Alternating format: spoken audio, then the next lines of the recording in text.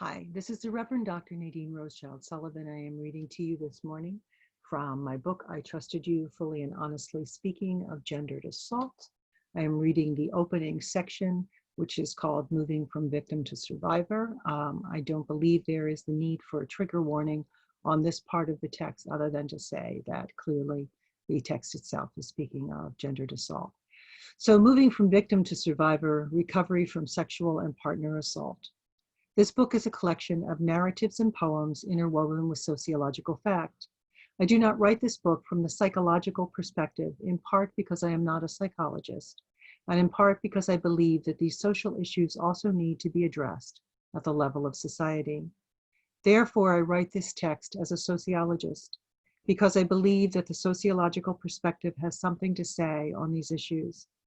I do not contend that sexual assault and relationship battery are individual level problems, but rather ones that are society-wide. And using the sociological perspective, we get the view of the forest, not a view of the trees. Sociology allows us to pull back the lens from cause and effect for the individual to look at cause and effect for the society as a whole. It allows us to look at large groups of people to get a broader view of that which is going on. Sociologically, we can see that gendered personal assault is epidemic in our society. Anthropology also allowing us an overview of multiple cultures has something to say. Anthropologically, we can see that since these kinds of interpersonal violence are not a given in all human societies across time, they cannot spring from an intractable component of human nature. It is not that biologically we cannot and have not ever been less sexually and interpersonally violent. Both sociology and anthropology will speak in the following pages. However, they do not subtract from, but rather add to, the generally psychological perspective from which these topics are commonly addressed. But I also write this book as a survivor. And as a survivor, I write from the personal perspective of having done my own internal work to move past having been a victim into becoming a survivor.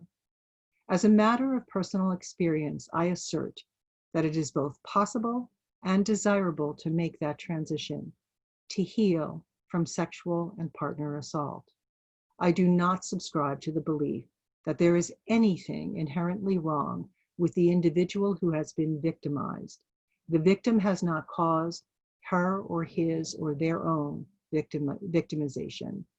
Anyone can have the misfortune of being victimized. Bad things sometimes happen to good people in this often scary world. Having been victimized tells you nothing about me or any other victim. It casts no aspersions on my or their character. All it tells you is that I had the random misfortune of being in the presence of one or more perpetrators in a setting in which the perpetrators felt that he, she, they had opportunity and then acted swiftly and without forewarning to take that opportunity. It tells you no more about my character than it would if I had been the victim of a mugging or other violent crime. All it tells you is that I'm human and that some of the crap that can happen in this world has happened to me. On the other hand, my telling you that I am a survivor does tell you something more than my telling you that I have been a victim. By sharing that I am a survivor, I intend to communicate with you the thought that I have worked toward and attained some level of healing. Blessedly, inside of me, the pain, or almost all of the pain, of sexual assault, rape, and partner violence is gone. How do I make this claim? I make this claim because I have processed my experience and come out on the other side.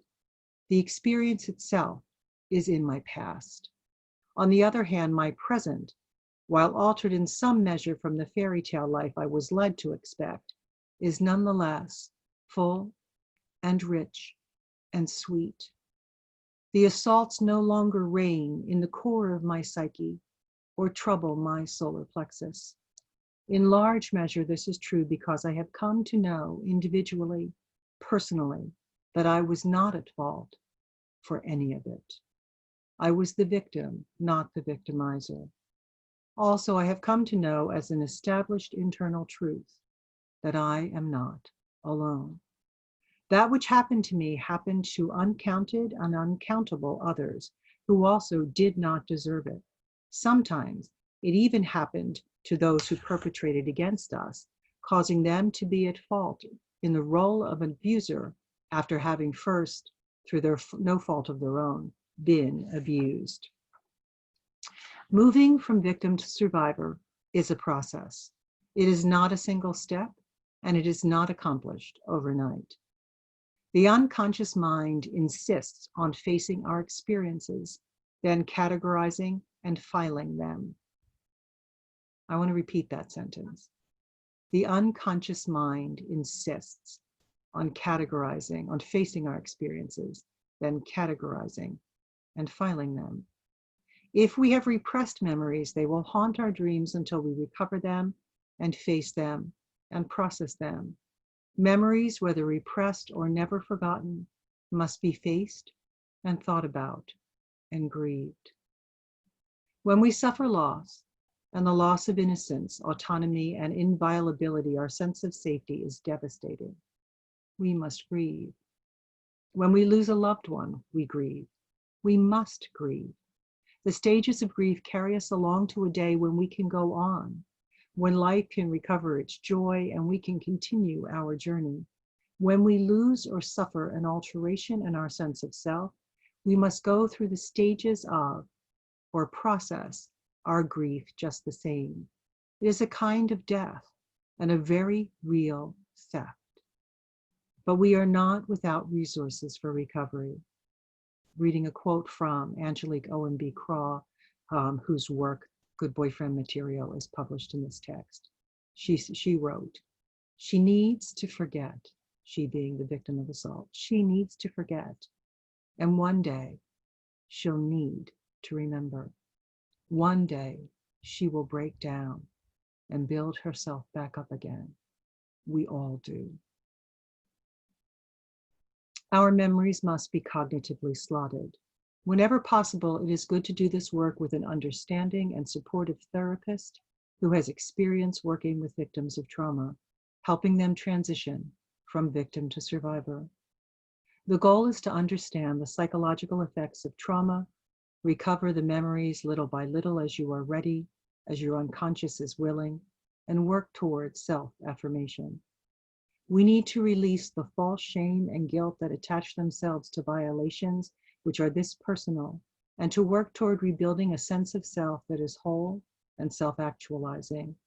You move from victim to survivor inside when you cognitively reframe, when you recognize that you did not, at least initially, assault anyone. Rather, you were the one assaulted, and that does not make you bad.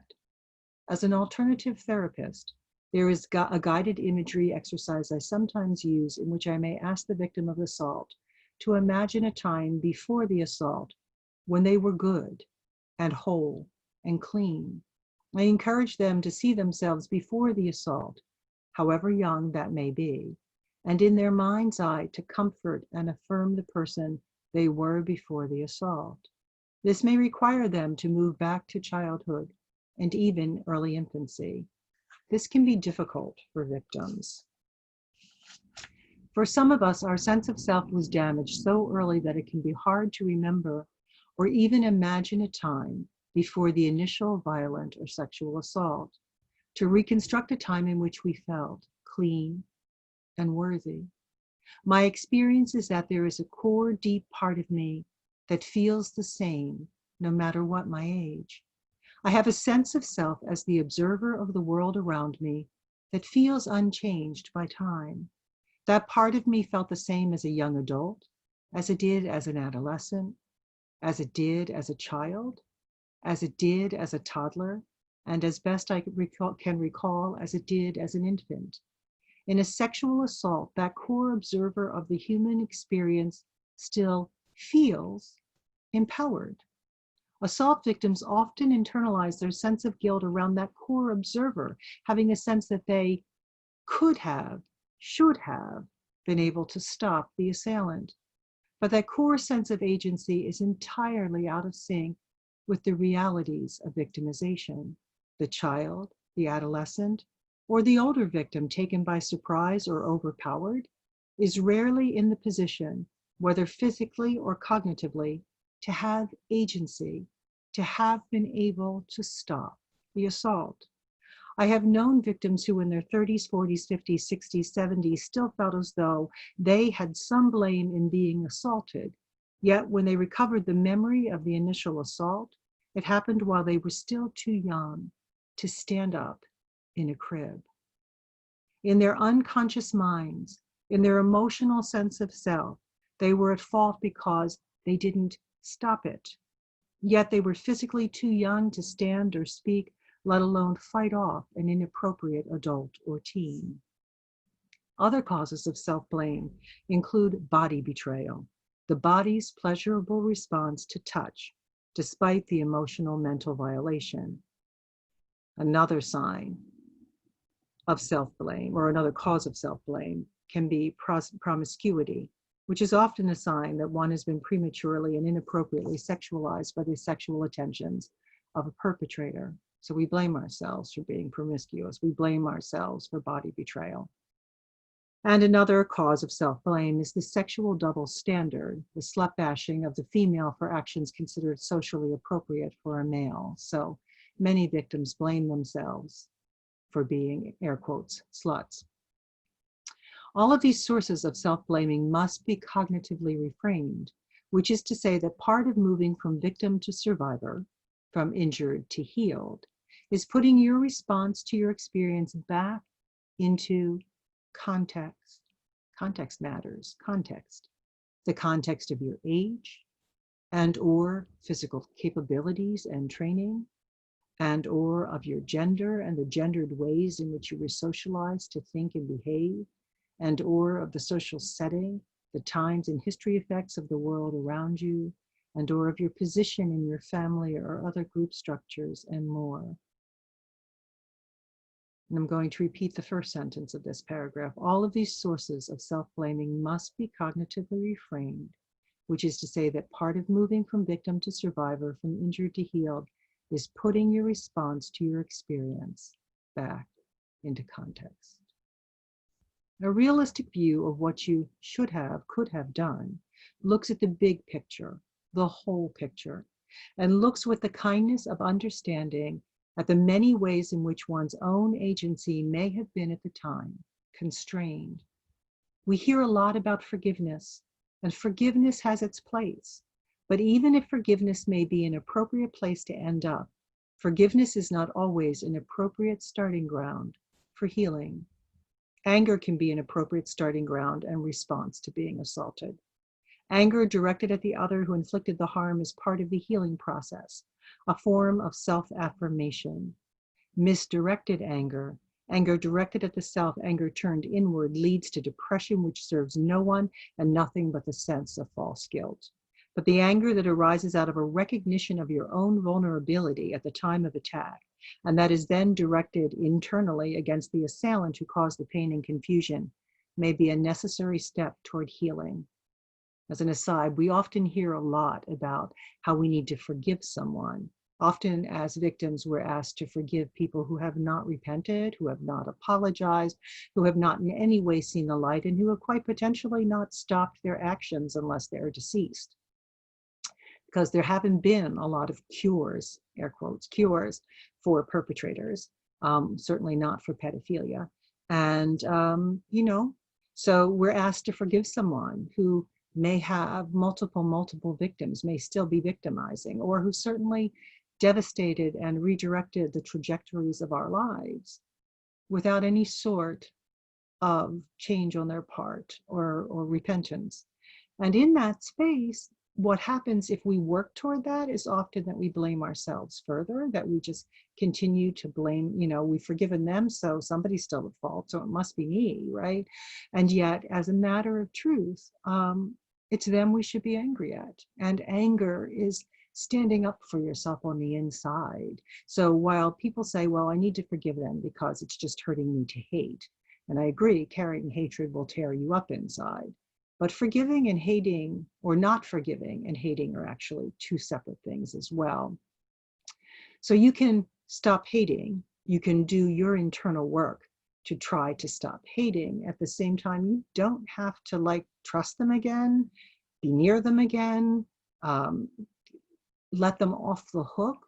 What you need to do is recognize who you were, what actually happened, put yourself back in context, realize how and why you were taken advantage of, or you were vulnerable to being taken advantage of by a perpetrator, label them, recognize them as a perpetrator, to redirect the pain and the anger toward the perpetrator. And then you can begin the process of moving from victim to survivor, of recognizing your worth, of feeling clean again and worthy again.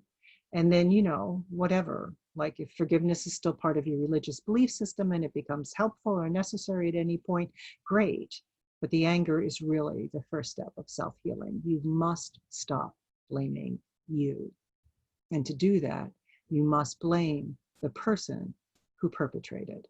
And even if you become aware, we're often not aware of their backgrounds, but if we become aware that something happened in their childhoods that made them this person, that made them who they were or who they became, they still mistreated us, even if they somehow internalized this as normal because their childhoods were that bad, or their porn use led them to think of this as normal, or whatever it was that brought them to this space of being perpetrators. We need to redirect. All of those feelings need to be toward them and off of us. So when you do the work of remembering and of putting your experience back into the context of its time, and you recall and face the realities that made it hard or impossible to resist the assault, you are able to get rid of the blame that is not rightly yours, and to come out, at least to yourself, about your experience, like to tell yourself, hey, that was assault. Hey, that was rape. Hey, that was not consensual. Hey, that was violence. Hey, that was domestic violence. That was, hey, I was whoever, my parents, my spouse, my partner was inappropriate in physical violence or in sexual violence. When you're able to come out to yourself, at least to yourself, about your experience, and maybe to others, and defy the world to judge you, right? You need to, I'm rereading that sentence, when you do the work of remembering and of putting your experience back into the context of its time, and you recall and face the realities that made it hard or impossible to resist the assault, you are able to get rid of the blame that is not rightly yours, and to come out, at least to yourself, about your experience and defy the world to judge you. You are free because you refuse to judge yourself any longer. The following narratives, poems, and interweavings of sociological and anthropological fact are sobering, but they are also liberating. My intention in offering them is that if you have never been victimized, they can serve to enlighten you to the realities that are and have been experienced all around you by family members, neighbors, and friends, as more than a third of the female population nationally and globally experience rape, incest, and/or interpersonal partner, family, and domestic violence, and a good portion of male children in early adolescence as well. If you have been victimized, you will find healing in reading the experiences of others, letting them increase in you the knowledge that you are not alone, help you recover and process repressed memory, and encourage you to seek out the supportive help that is available. There is healing and life and light and love after recovery from assault. If you have ever knowingly or unknowingly perpetrated, or are thinking of perpetrating, I hope that you will hear the hurt, the damage that such actions cause, and abandon the sense of entitlement that justifies such actions, and do the work of finding a better way to be sexually and relationally human in the days and years you have ahead. There is good evidence that perpetrators harm others because they think wrong about those they victimize. I hope you will hear and recognize the shared humanity of your victim or intended victims, and find the path to your own healing so that you may add to and bless those around you rather than take from and harm them. You have a right to have your legitimate needs met. But no need is legitimate if it can only be met at the cost of devastation to another. I encourage you to seek the help you need to really know that women, children, partners feel even as you feel, think even as you think, can bleed even as you can bleed, and have every human right to health and happiness that you have. I hope you will seek and find the help that you need to heal from any of the ways other perpetrators have harmed you. You can transition from being a perpetrator to becoming an advocate, an ally for all. You are fully human and can change the way you think, the way you see others. This book will address both the root and the solution to the problem of sexually and physically violent gendered assault in our modern Western US society. We can heal. We can change how we think, how we see each other, and how we interact. We are thinking beings. We can, one by one, heal the world. So as I leave this section, I want to say that 1 in 4 females before puberty are sexually assaulted, and 1 in 6 boys. So when we think of prepubescent human beings, we are thinking of very young children. The statistics are such that most perpetrators of violence, and we'll get into those later in the book, are male. There is some percentage of perpetrators who are female, a very small percentage, but nevertheless, if that's been your experience, it is not the less devastating. So whatever's going on statistically does not mean that it's okay what you've experienced. It's also important to say here at this moment that there are sometimes adult male, late teen or adult male victims, specifically and particularly in all male settings, as in, or in predominantly male settings, high proportions in the military, of course, in prisons, but in all male settings. So there are, there's some factor of a power play and who is available that can be disempowered. And we'll talk more about that later, but I do want to recognize that however you are gendered, when whatever age you were at or are at which assault has happened, and whatever the gender or ages of the assailants, they're not your assailants. I don't actually like that term, of the assailants who perpetrated against you. Whatever that is, there is space for you in this book and your inclusion in this book. Whatever your sexual orientation, whatever your gender identity, there is space for you in the upcoming texts. And so as I leave this morning, I will say that in the description, there is access to my websites. I am an alternative spiritual counselor, and I am available. You can book a 30-minute free initial consultation with me via either of my websites. There is a booking app, and it gives you my availabilities, and you can choose the best one that matches your availabilities, and we could have a conversation for 30 minutes, no charge, and discuss ways we might work together. And of course, I am, not at all interested in being perpetrated against in any way. So do not contact me if that is your intention. I would end the phone call very quickly. But everything in my office is virtual these days. And so I am, if you schedule with me, we will meet by app and discuss your situation and any help that I think I might be able to provide or that you think I might be able to provide, and any other way that I can direct you on to other services and availabilities. But I stand with you as a survivor. I stand with you with whatever you're going through. And again, if you are not, if you have the amazing blessedness of never having been physically, violently perpetrated against or sexually perpetrated against in our culture, God bless you, or whatever you believe in, bless you. And may there absolutely be for you the understanding that this is the very real lived experience of a great portion of our population, but that it is time to change it. And that part of the purpose of this book is the recognition that so there's a quote that I use over and over again, it's actually part of the title, So journalist Geneva Overholzer made the statement that until rape is fully and honestly spoken of, the public outrage will be muted as well. And so that's why this is called Fully and Honestly Speaking of Gendered Assault. Until rape is fully and honestly spoken of, the public outrage will be muted. It is only by stepping forward as survivors, it is only by raising the issue that changes have been made in this culture, and dramatic changes have been made since the late 1960s, early 1970s, when the first victims began to step forward and say, look, this is what happened to me as a child. This is what happened to me from parents who were physically violent, domestically violent. This is what happened to me in my home from, from sexual violence. This is what happened from teachers or neighbors or, coaches or other caregiving adults in some sort of way, or family members.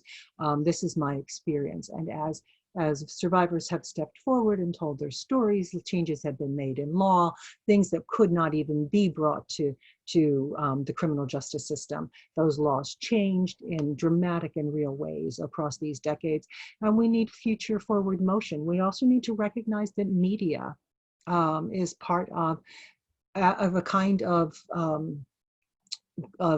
I'm looking at the word global, but I don't mean global around the world, but a sort of global, I'm staying within the United States for this moment, but a kind of global internal US mainstream assault on our children, on our children's minds, that the early access to internet pornography and the violence of that pornography. And that's a different discussion for a different video, but that is putting images in children's minds that were not placed in the minds of children in my youth, even in the minds of boy children, right? So I'm not saying there was no pornography when I was a child.